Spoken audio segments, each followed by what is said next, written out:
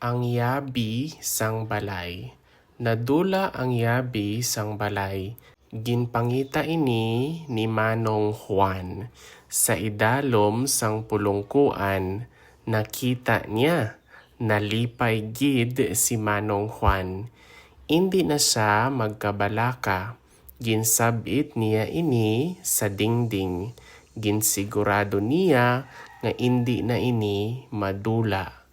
Ang yabi sang balay. When we say yabi, that's a key. And then a balay is a house, or the house key or the key of the house. Nadula ang yabi sang balay. Nadula, it means like lost or cannot be found. So the key of the house can no longer be found. Ginpangita ini ni Manong Juan. So ginpangita, to pangita means to look for. So Mang Juan, Mr. Juan looked for it. Sa idalom sang pulungkuan, idalom is under, and then a pulungkuan is a chair. So he found it under the chair. Nakita niya. So nakita is like found. Idalom is like under the chair. So nalipay gid si Manong Juan. When you say nalipay, that means happy. Gid is an intensifier. So Mr. Juan is really happy for like finding the key.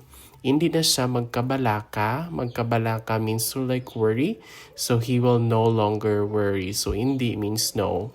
Ginsabit niya ini sa dingding. Sabit means like hang, and then dingding is the wall. So he hanged it on the wall.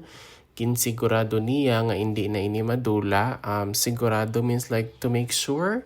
Hindi is means no or won't. Madula means like lost. So he made sure that it won't be lost.